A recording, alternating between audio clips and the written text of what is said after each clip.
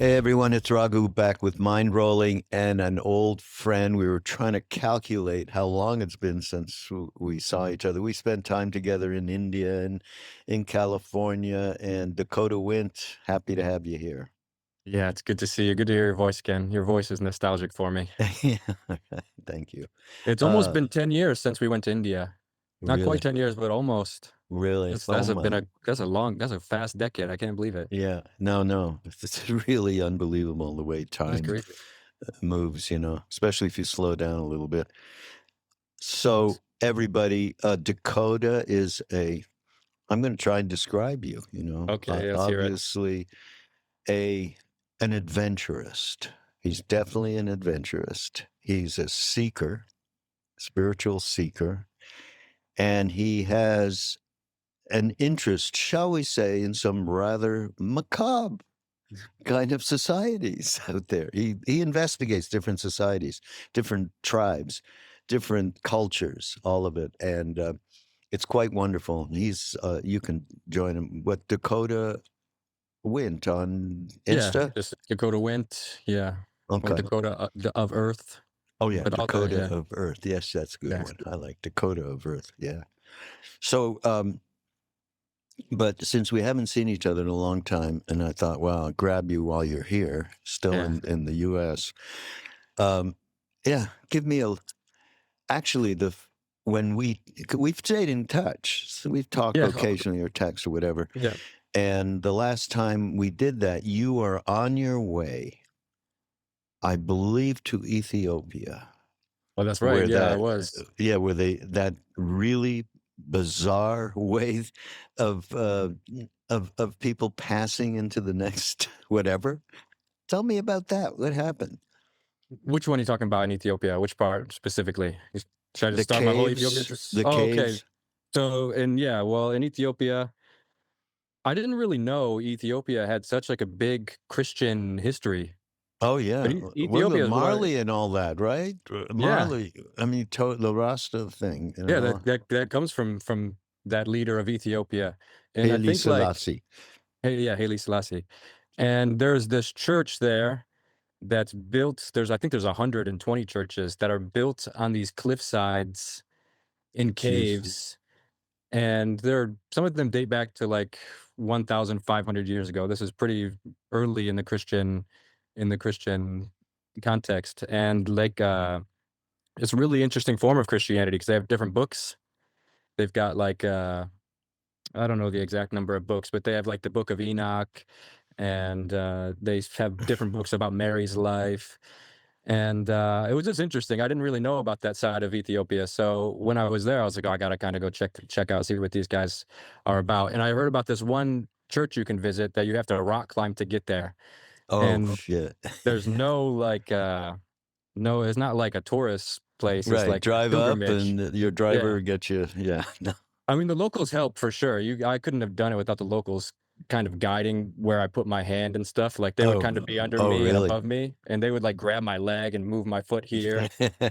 It was like straight rock climbing, like a cliff, like straight up, not like kind of slant or something. It was really dangerous. Oh my God. But yeah, it's not that bad. Maybe 5 or 10 minute of this climbing, and then all of a sudden you just get to like a peak of a cliff that overlooks, I don't know, maybe it's 1,000 feet drop or something. And there's a little ledge. You walk on the ledge, and then there's a kind of hidden cave. And in this cave, they've just painted the whole story of the preacher that built the Mm. temple, and the story of Jesus being born. And they believe that actually one of the kings that came to see Jesus when he was a baby was an Ethiopian king. Like when they bring him myrrh and Yeah, frankincense and yeah. gold. Yeah, in their belief, they say one of those kings was Ethiopian. So like their connection to Jesus goes back to, they had prophesied, they had the connection to the prophecy. Mm. That's pretty far out. Oh, yeah, it was crazy. They also say they have the Ark of the Covenant. The original Ark of the Covenant, they say, is in Aksum, which is a city in Ethiopia. So I went to there after I did that church hike.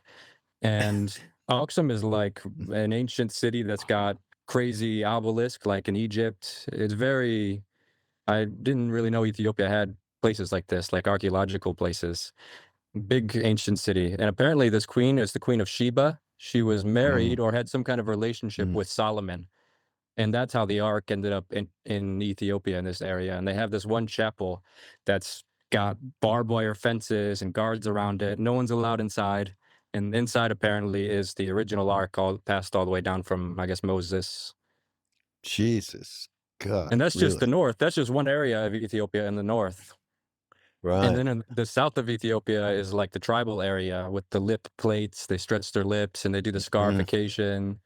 They do all kinds of stuff. There met this one tribe that believes in mermaids. That there's a river there called the Omo River, and there's a tribe that lives along the river, and they do these sacrifices of killing goats and putting it by the water to feed this creature that lives in the water. They were calling it a mermaid. Wow. Oh my God. So this, like, I was there for like just over 3 weeks, and I got all this just out all one time, seeing all these tribes. And Really, it's, yeah, really. so I mean, this,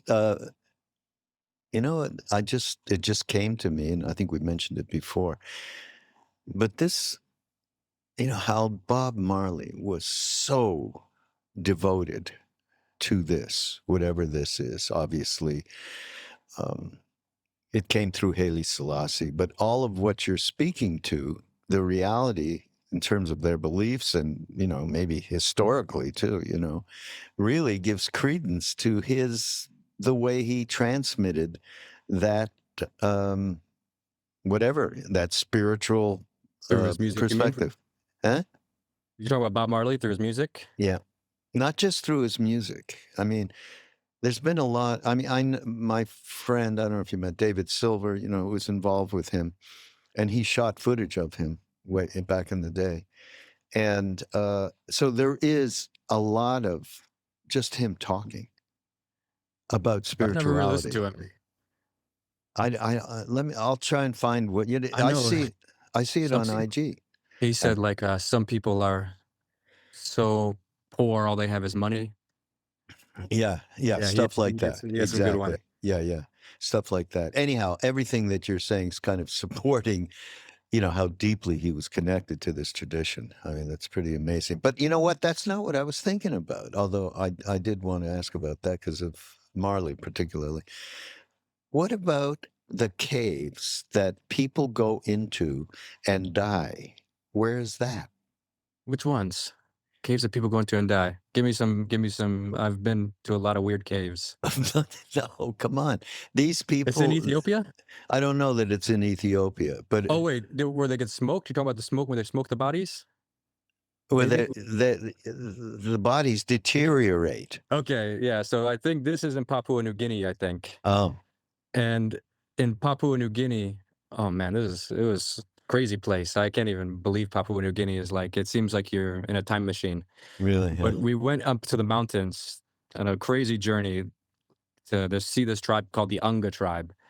And there it was I've never in my travels really ever had any tension meeting somebody or going to like a place. People are usually pretty friendly and curious, and but this tribe, these guys are like warriors, and that's still in their way they carry themselves. So when we showed up, it was kind of like tense, and they weren't fully, like it wasn't just like, oh hey, come on in, check us out, let's all hang out. Oh, really? Like most Ouch. places you go are kind of like that. Mm. But they basically just asked us for some money. And we were like, okay, yeah, we give you whatever you want. And they took us up on a hike up to this cliff, another cliff, and the cliff overlooks the village. And you can look down and you see kids playing, and you see like women with topless women and people covered with like mud and bow and arrows. And along this cliff, I think this is what you're talking about, is like 15 dead bodies. And these dead bodies are people that are important people to the tribe, warriors or leaders, and they get placed into a cave for like maybe a month or 2 months, and they put them on this chair above a fire, and the smoke of the fire mummifies them, I guess somehow. Well, they're not really mummified because they kind of turned So into they're dead skeletons. already, though, right? They're dead already, yeah. Hmm. Yeah. Now, these are people that aren't dead They're not already. they're not dead already. They go to I the cave can't. to die. Well, Did maybe I it's post not a about it? cave. They go into something that they evolve. Oh, you're talking about in Japan. I know what you're talking That's about. it, That's Japan. it. Look, can I you know what you're believe talking about. everybody? This Yeah, man sorry. is Oh, flying around the world. that was just from this last year. Yeah, actually, we were talking when I was in Japan because I was That's going right. from Japan to Ethiopia. That's Yeah, right. in Japan, there's something called Soku Shinbutsu. And Soku Shinbutsu is basically like the practice of becoming a living Buddha, is what they call it. Is like being a body in or being a Buddha in the body. And they do this through like a 10-year process of self-mummification. Yeah. It's basically like a suicide, but they don't believe that they're dying. They believe that they're still actually there. They're in like an in-between space, and they're waiting for the Bardo. right moment. Yeah, maybe like a bardo, and they're like a bodhisattva place, and Mm. they're waiting for the right moment to come back. That's what they believe.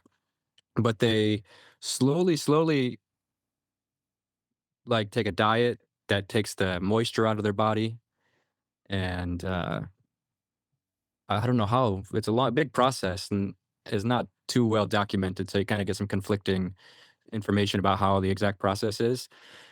But yeah, at the end of that, at the end of the diet and stuff, they bury themselves in a hole, sort of like a crypt or a tomb. And there's a bell that goes that they can ring so that people, the devotees, know that they're alive. And then Oh, eventually the bell stops ringing. And then after a year, they dig the body up. And if they were successfully mummified, they take the body out and build a temple around it, and they're worshipped as Buddhas. And I think there's only been maybe 10 that have been successful. And when they find the bodies, they look pretty much more or less normal, and they're usually got their beads in their hand and just in the meditation position. you saw I got to some see of this. this was a crazy journey actually because I can't get too in it. I got too woohoo with it a little bit. I felt like there was some past life karmic stuff with me having to go here. Oh, yeah. But so Mm. there's one story when I was doing research that kept standing out to me. This guy, Tetsu Monkai was his name. And I don't know why this story just was the one that I found the most fascinating. And he was very extreme, like almost like next level Agori type practices. Mm. I'll try to give a brief story about who he was and how he like Yeah, became a that'd be Buddha. great. Yeah. I'm not like, I don't know the full story very well because this was only a couple months ago when I was learning about it. But basically, the story is the legend about him was that he was having an affair with somebody, and the husband came, and he ended up killing the husband, and he fled to the temple and to the mountain because he was just like, oh, I got myself into this crazy predicament, all just stupid. I was lustful, and then now it led me to all this crazy. So he fled to the mountain to retreat and dedicate his life to repenting and spiritual practice. And the lady found him and was like begging for him to like, I love you. And he, in like a show of his commitment to the path, he was like, just wait here. He walked to the temple, came back with a bloody towel and gave it to her. And he just basically said like, forget me. And it was his penis. He cut his penis off and gave it to her. So like these guys are like next level beyond the body tantric, like very wild niche Buddhist, but very profound in a strange way. And so this guy, he also like took his eyeball out in a prayer to pray for a village that was having some infection in their eyes. He took his eyeball out, prayed, and threw it in the river, and apparently it cured the sickness in the village. And Jeez. so I wanted to see his. This is the one that I was like, determined to see is this one monk, Buddha. Spotty. Yeah, Yeah. this one Buddha. Um, but so I get there. It's in like a very remote part of Japan in Yamagata. It's like northern Mm. mountains. And it's very interesting shamanic kind of history there, like Shinto, and it's a mix of a lot of indigenous Japan stuff with Buddhism. Very interesting place, and you can feel it when you're there. And so I saw the most close bodies I could see. and this one was a little far, and there's no public transport. So it's like you can't really get to the mountains. So I would just kind of showed up and was like, "Ah," and the taxis to take like an hour is like $200 or something. It'd be like a $400 round trip. Jesus.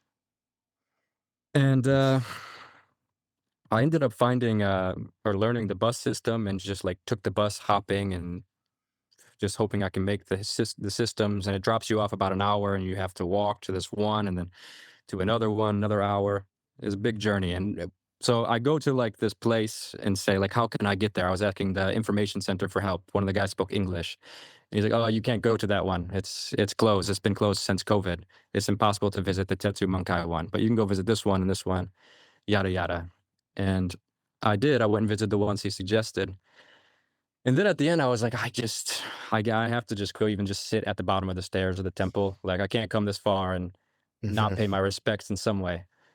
So I made my way there after like a full day journey. I was walking in the rain, and I was just like feeling crazy. And I was like, oh, what am I doing? I'm just in Japan, like walking through the forest right now, trying to find this mummy. And I turned a bend, and then you see the temple. And I was like, oh, wow. I made it here. And I was like, I'm just going to go sit at the stairs and meditate for a little bit, and then I'll just leave, pay my respects. His body's in there. I'll just tune into the energy. And when I got there, there was the door was open. And so I just walked up and I peeked my head in, and I saw that the monk that runs the temple was giving a tour to somebody, and it was like a politician or something. There was like some important person that was there. So I just happened to be there while he was giving this tour. And when I walked in, he didn't tell me to leave because I guess he didn't want to be rude. He was giving a tour. He didn't want to say like, "Oh, I'm not going to give you one." Mm. And he gave me a tour. And I saw another car pull up, and he went and shut the door. And I was like, "Why didn't you like? How come you're letting me see this, but not letting these people see it?" You And asked? I asked it with a Yeah. translator, Mhm. and he spoke into it in Japanese and showed it to me, and it just said timing. And I was like, "Oh my god." That's And I went and good. sat in front of the body and stuff, and his body he's skeleton faced and stuff, but he's still holding his beads. And you can just feel that this monastery was like a super Mm, school for these types of people. mm. Just like going to the most extreme lengths of spiritual discipline. And I can't even imagine what those guys are touching, like to believe in something that much and to go for it to that place. I mean, those guys are, I'm sure he probably really is in some super state, some spiritual super state. What about the ones that don't transform? What do they do with them? What do you mean? The ones that don't Well, decay? you say only a few get, Oh, the ones that didn't make it? yeah. There is one that didn't make it, and they still built a temple for him just out of respect. But I think he's the only one. The rest of them just get buried in Mm, maybe a stone. They get a stone commemoration or something that says like they tried, and we honor that they tried. But mm. Oh, wow. So this begs the question, I don't know. I don't even think we ever talked about it in our little journeys in India.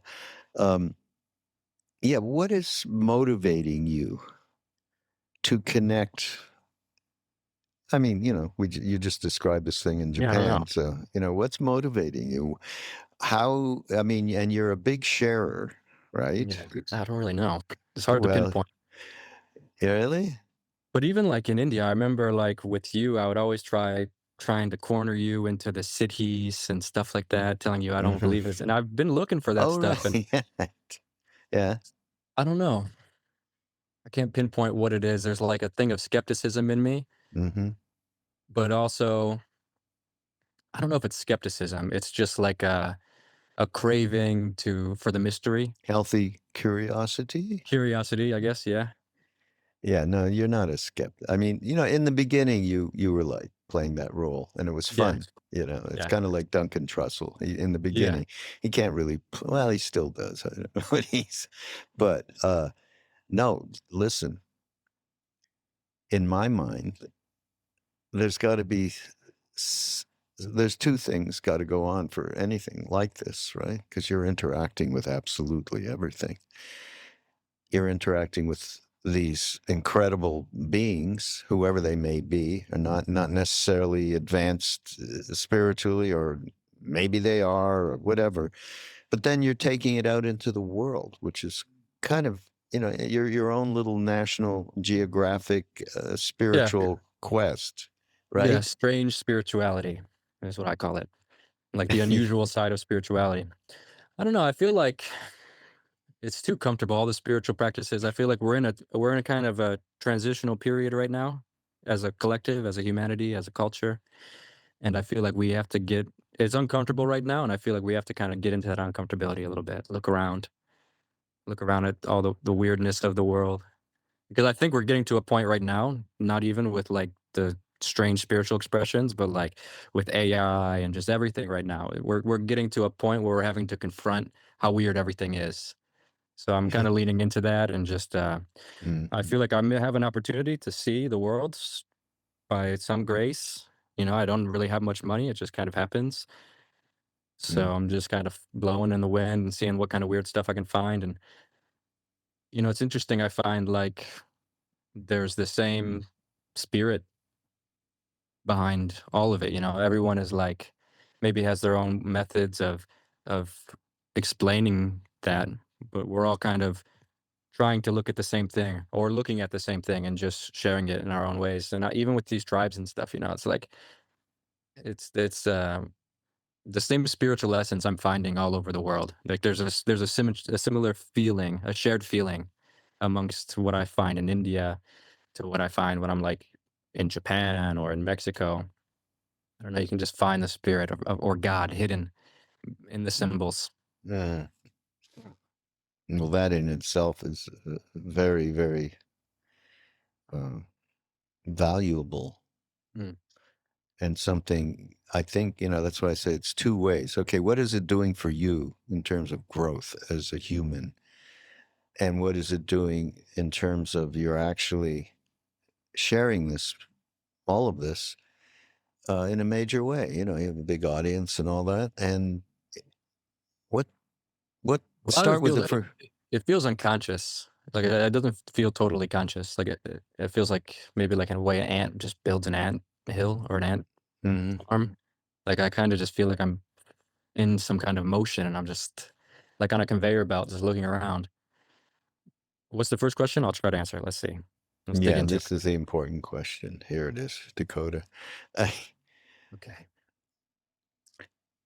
what do you feel these interactions through these travels and the expression of your innate curiosity, how has it affected your I got growth the as a human? I got the answer. I was just thinking about this. I realized that none of it's the answer. That I've thought that like, oh, if I go here and I have this experience, I'll have whatever it is. I don't even know what it is. I'll have it. Or if I meet this person, I'll have it. Oh, if I meet Ram Dass, if I get to meet Siddhima, if I get to meet some gurus in India, I'll finally have it. And these things are great. Like, I mean, it's like such a blessing to get to have any kind of experience like that with someone that has a disciplined practice. It's contagious. But I've realized as an experience collector that none of the experiences are really the answer.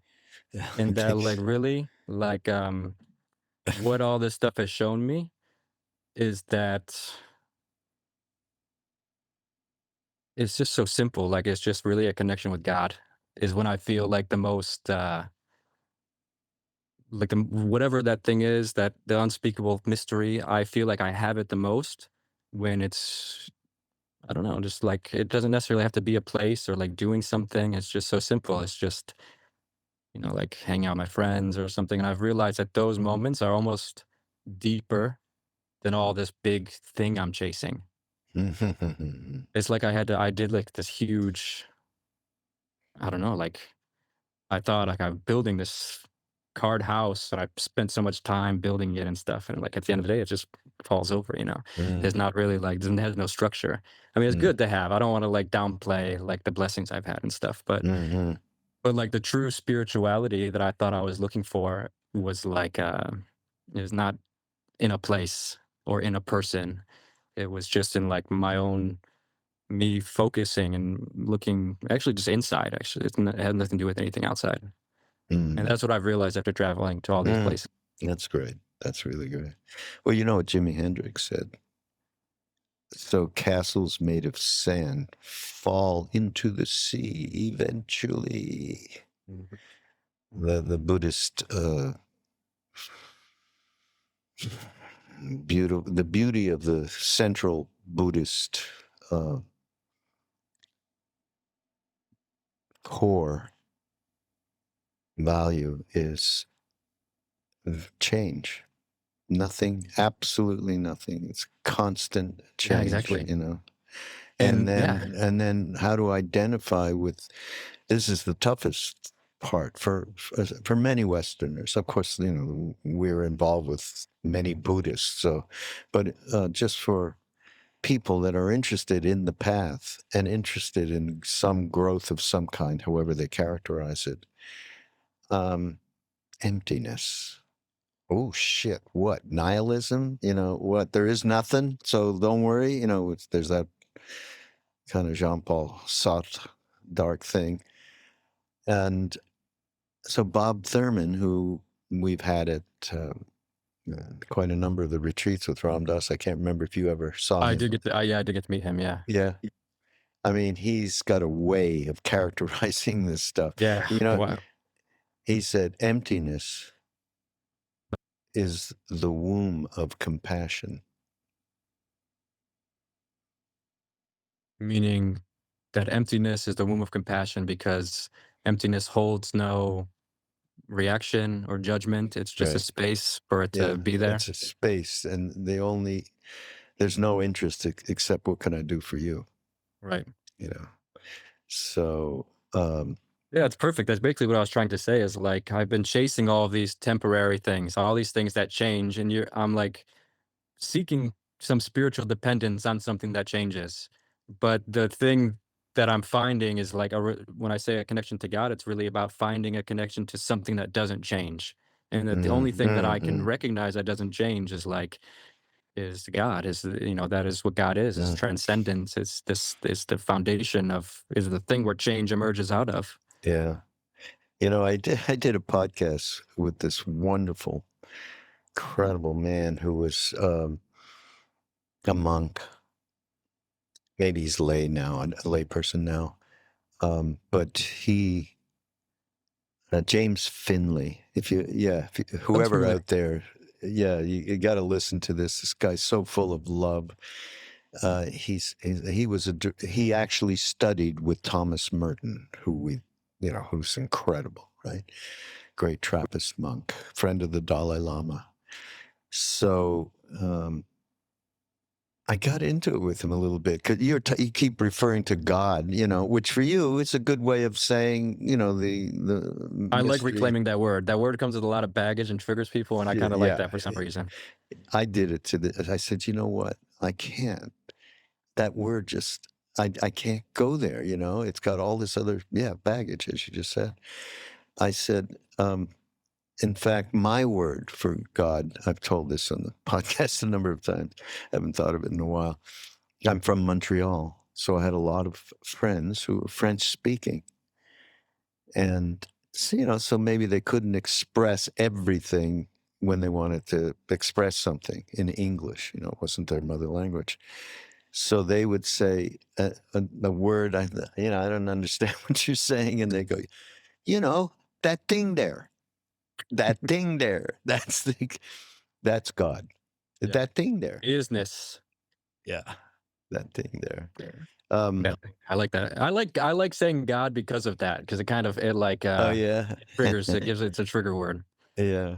Right. for me too, and I had to work through that. I had to work through reclaiming that and Oh yeah. readjusting my relationship with that word. Okay, so let's keep moving.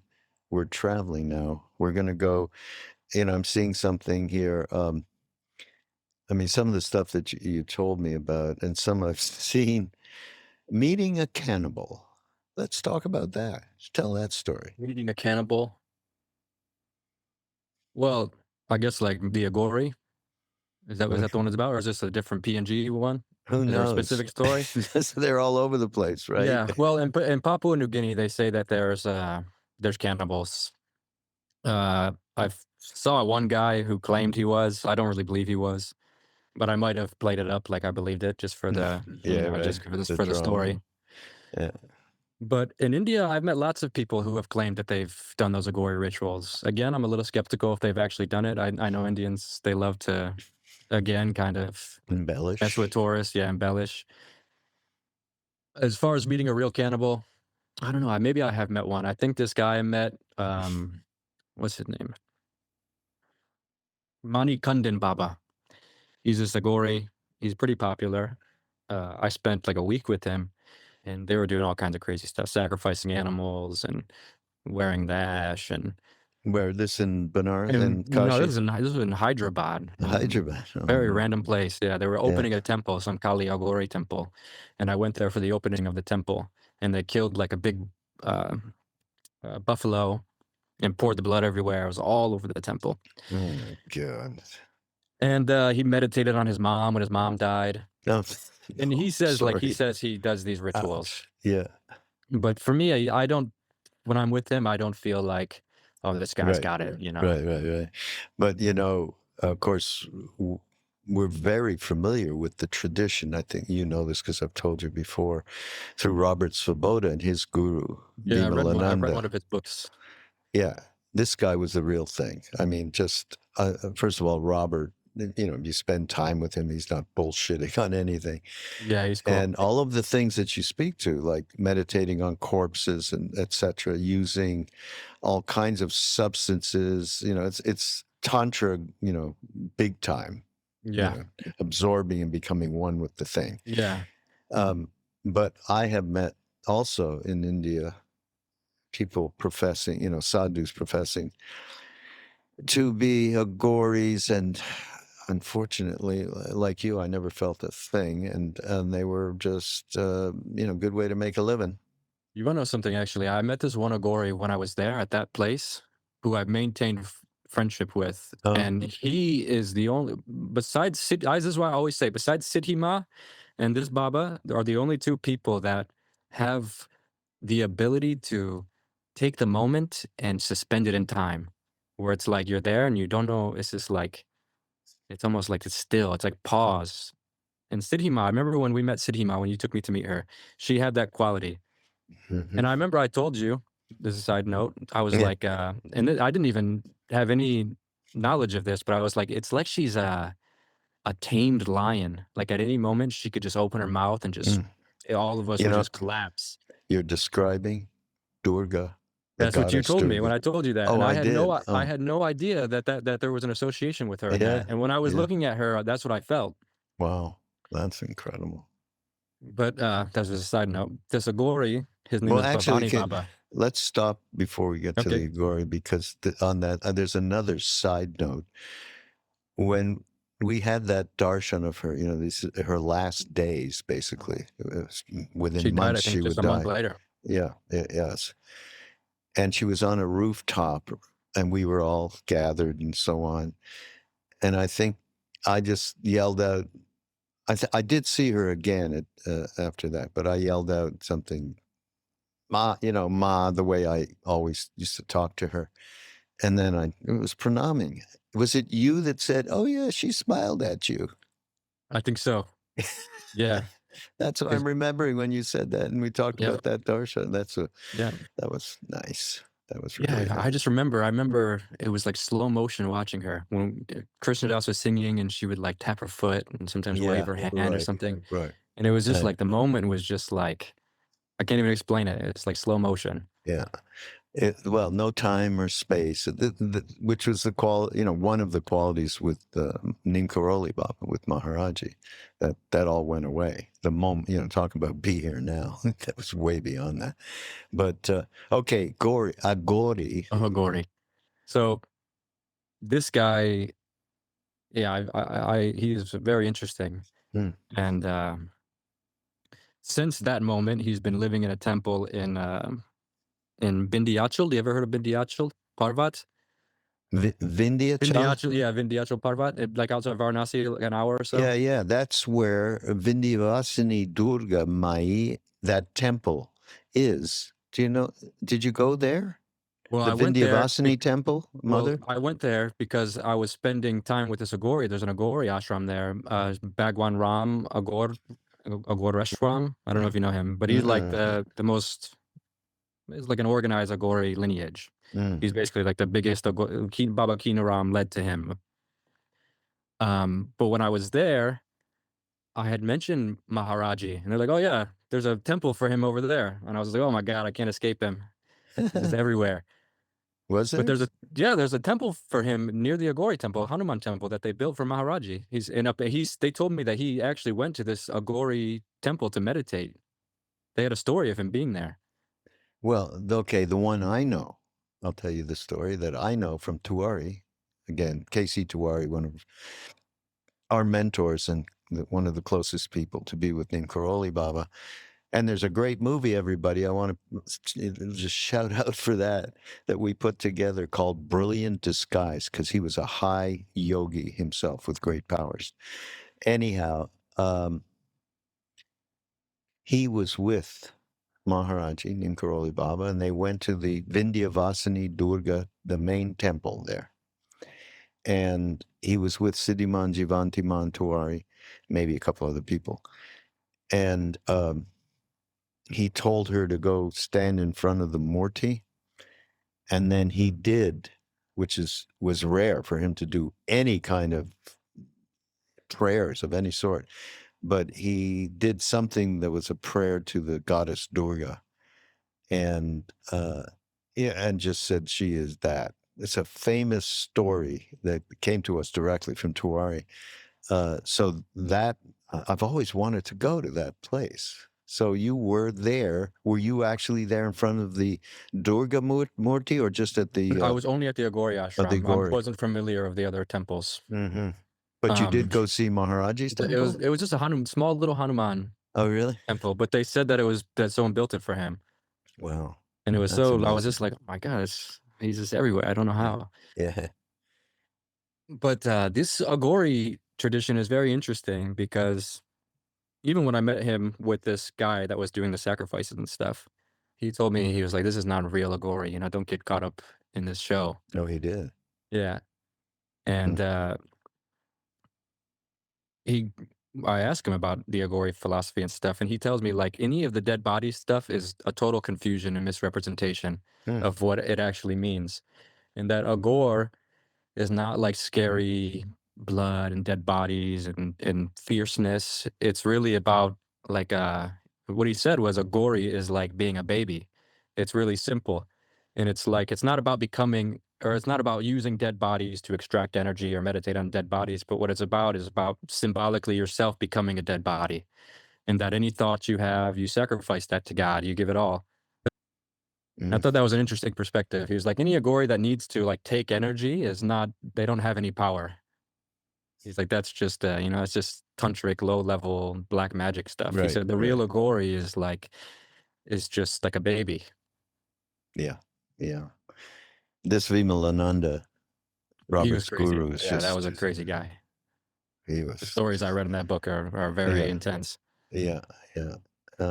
But we've sat with Robert. We spent a lot of time with him, particularly Krishna Das. It's all, and he is just not someone who's bullshitting or creating. Yeah, he's cool. I follow him on Instagram. He's always saying something interesting. Yeah, right. Yeah, that's we gave this Agori, just to continue the Ram Dass story. We brought, I didn't bring it. My friend brought 5-MeO DMT. Is the toad. The toad. And we gave it to 3 different sadhus just to see what would happen. Oh, God. And he was one of them that we gave it to in Kashi next to Ganga. The crazy story. It actually changed my whole perception about yoga and its capacities. Wow. Okay, tell us. Well, I was expecting to blow his mind because this is intense. Like, this is one of the most intense experiences I've ever had.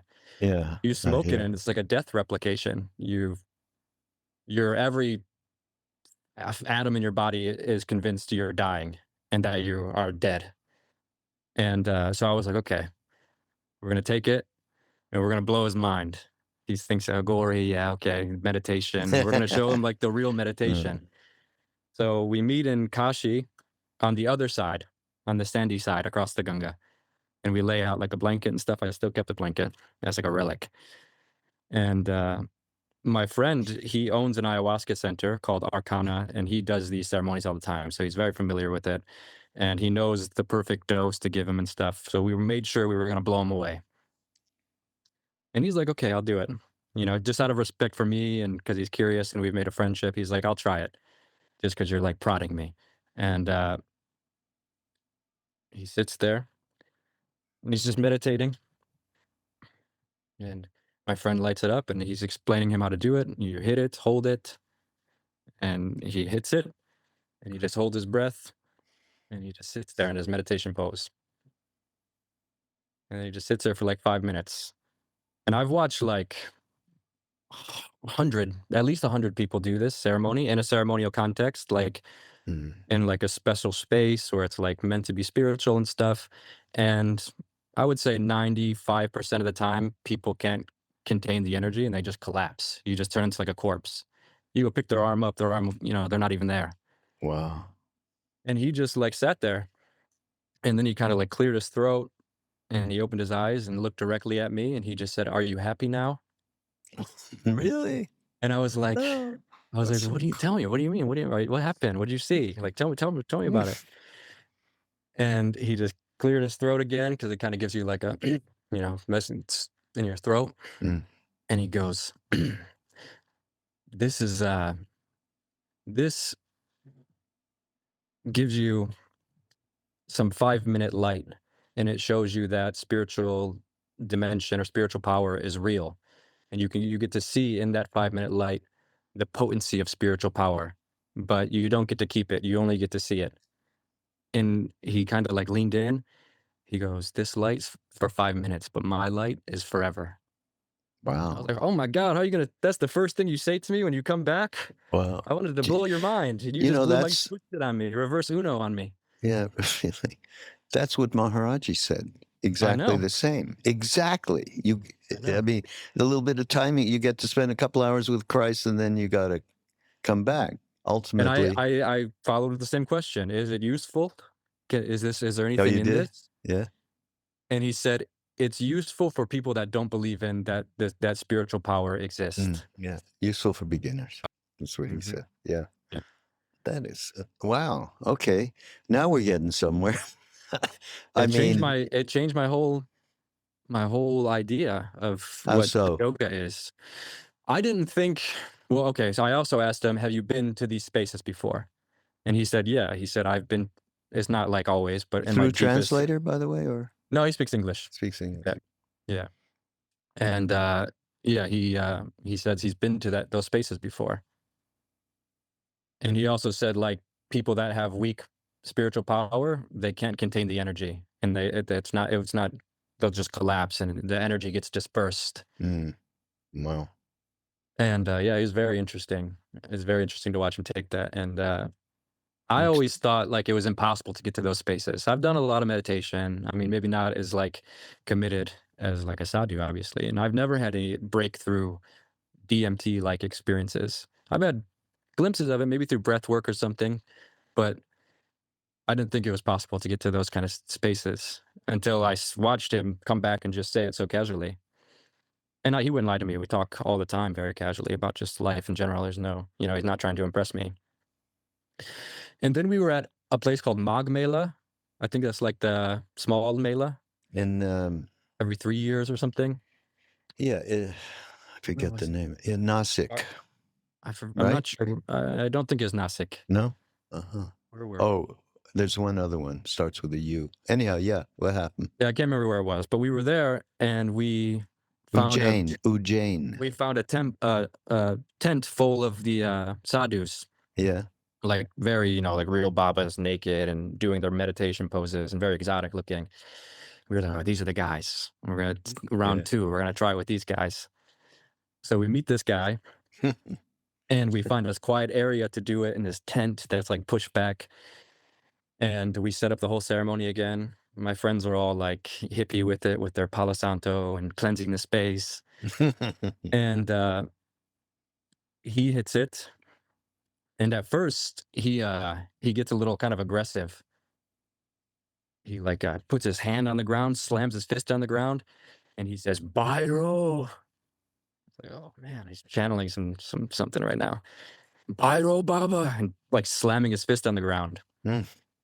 And then he just sits there and he does a few different things. He starts doing like this motorcycle move where he's like cranking a motorcycle and ohming at the same time. And as he's revving the motorcycle, his ohm is going up. And then he was out for like 20 minutes. He was like really deep in it. And then he opens his eyes and he starts crying. Mm. And it's almost like a Jesus moment. He looks so like holy. And he starts saying what he said exactly was, "I see a fully generated Mahavishnu." And he said like it took him to different lokas. He said it took him to the tapas loka, where all of the sadhus are doing meditation and praying for the world.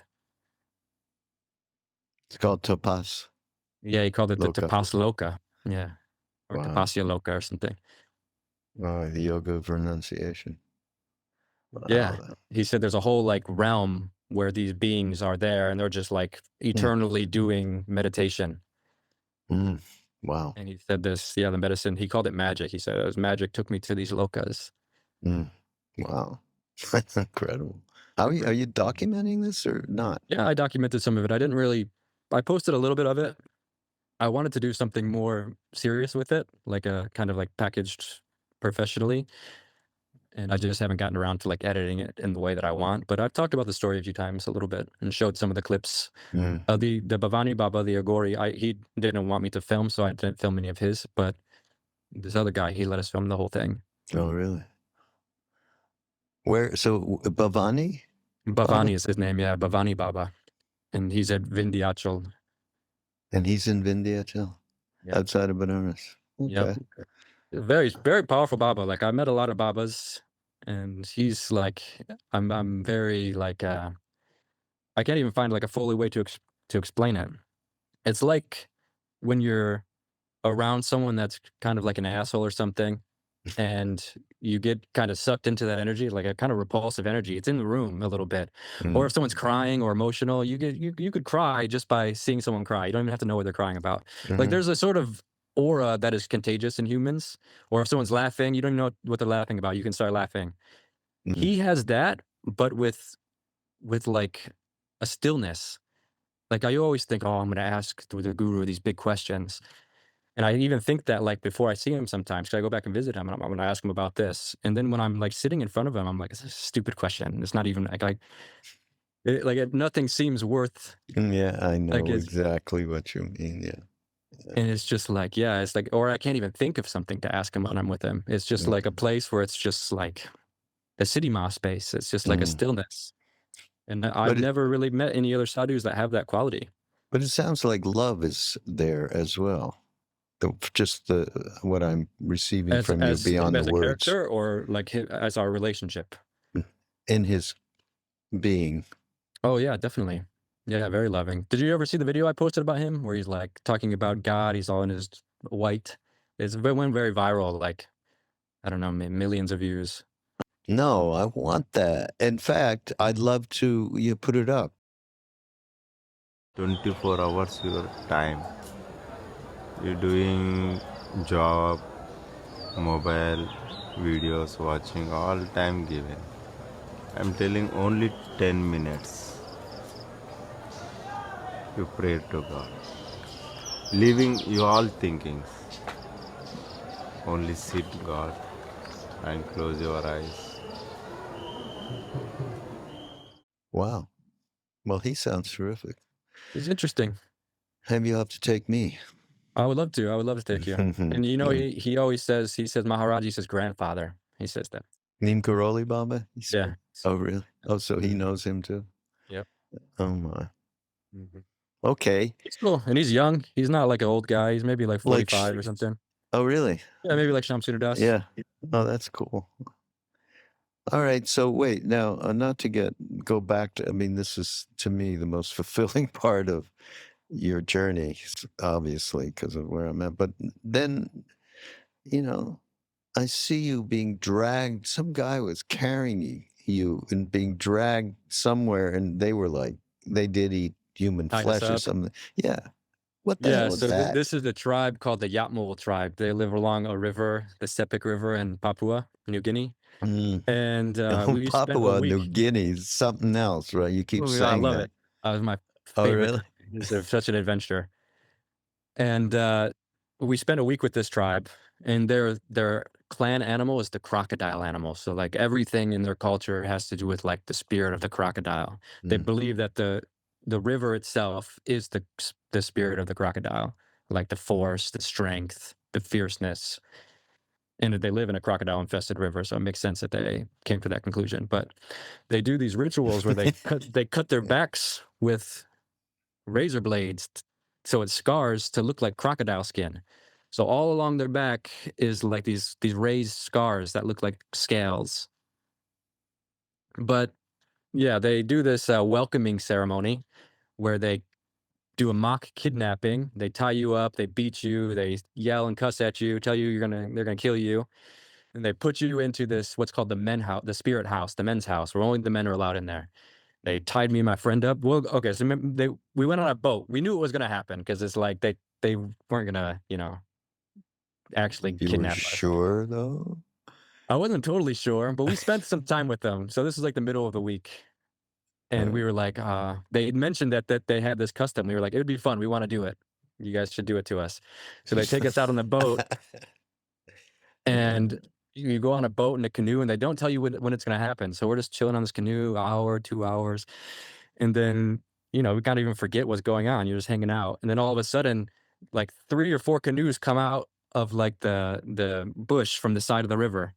And then they jump on our boat, they tie us up, they're slapping us with like wooden paddles. And then they throw us on their boat and take us to the village and carry us into the men's house. And they're like poking us with spears and have the drum music and dancing all tribal. Holy shit. You're crazy. And they make our guide come in and bribe them with ducks and betel nuts, and then they release us, which we had to pay for, actually. So it's all real. They actually did hit us and yell at us and stuff. But we were all laughing. It was all consensual and fun. I loved it, though. It was one of my favorite moments in Papua New Guinea. Is your back like a crocodile now? It's not, but I got to watch them do it. Oh, God. Really? Brutal. So much blood was lost. The guy passed out. Well, when I was in Ethiopia, I was with the tribe called the Mercy tribe. That's a lip plate, the women that stretch their lips. And they also do the scarification too. And it was like 8 a.m, and we had a fire. And I was just hanging out with these warrior guys. They're nomadic, so they don't have a village. They travel with the seasons or, wherever, and they move around with the animals. And one of the guys was like, "Do you want us to scarify you? Because they do it." And I was like, I just said, yeah. I didn't know. I don't know. I don't know why I said yeah, but I said yeah. And I let them cut my arm. Now I have a little scar. I have scarification on my arm now. You see it? Yeah. They rubbed ash in it, so it kind of like tattooed a little bit. Oh my God. Everybody, you'll be able to see this on YouTube. There it is. Yeah, it looks like a tattoo. Wow, that's kind of impressive, actually, given where it comes from. They used it with a razor blade, or they cut it with a razor blade. So like I watched, you see like the white of your skin when they cut it, like your fat. It's crazy time. Really? Oh my God. Okay, and we're running out of time, but what about you met the stoner hunter? I love, somehow that just appealed to me. Yeah, that guy was cool. The stoner hunter was, all these tribes, one characteristic I'm realizing is they seem to have like spirit animals or like clan animals that represent their just power. Like Native Americans, right? Yeah, just like that. And this tribe, the Dani tribe, they put the boar tusks through their nose. So they have like this crazy bone through their septum.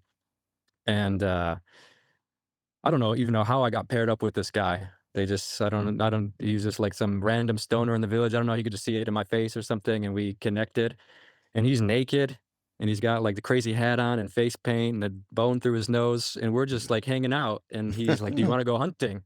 We'll go hunt for some birds. I said, yeah, I would love to go hunting for some birds. Like, let's go. So we're walking through like the bush. It's all quiet and stuff. And I didn't even know he was a stoner at this point. I was just like, we're just going to go hunting.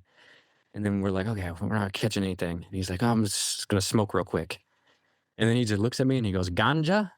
I was like, yeah, I would love some ganja. And then we just smoked and just looking at him with his crazy nose. I'm like, oh my God, where am I? And we smoked, and then it was like, I don't really smoke much anymore. So it was like extra powerful for me. And we're walking through the jungle, and I'm just like, oh my God, just didn't even seem like a fever dream or something. And he's bare ass, he got his ass out, and I'm like behind him.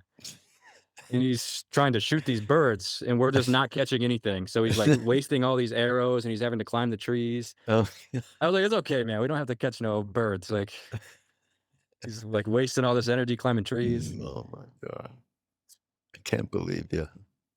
Yeah. This was a crazy year for me. All these stories Yeah. in this podcast is just from 2024, really. Besides the DMT story, that was a couple of years ago. But 2024 was a wild year for me. I was gone, moving nonstop. Wow. But at the same time, I mean, this would be I don't want to suggest a whole other potential business thing, but wouldn't it be great to have you going through the jungle, following Mr. Badass with the bow? Yeah, I have it. I have footage of that? Yeah. So I haven't uploaded all of it yet, though. Because I'm just getting home, so I haven't had time yet to really sit down and upload. For videos, I want to, like, especially like a crazy video like that, I want to give it a little tender love and care.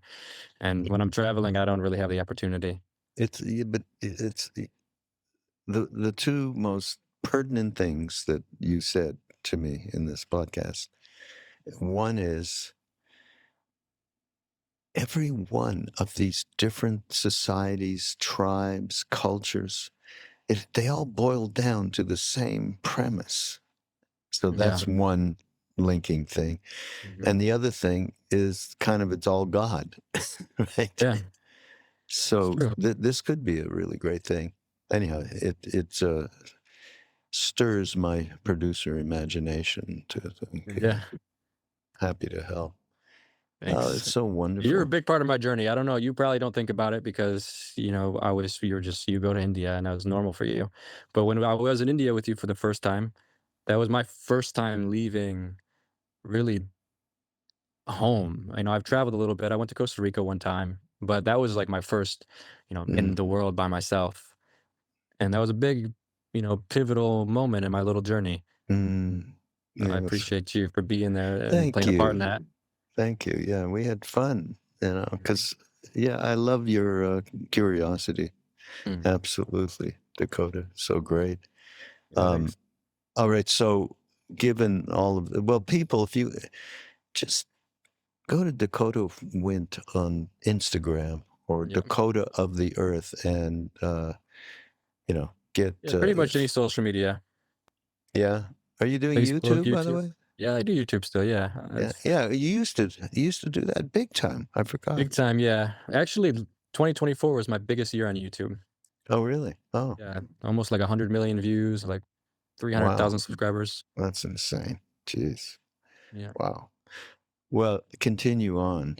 And as I said before we got on, we got to spend some physical time. Maybe I can try and make it before you leave India this time, because I'd love to go. But everybody, Dakota Wint. Raghu Markus, thank you.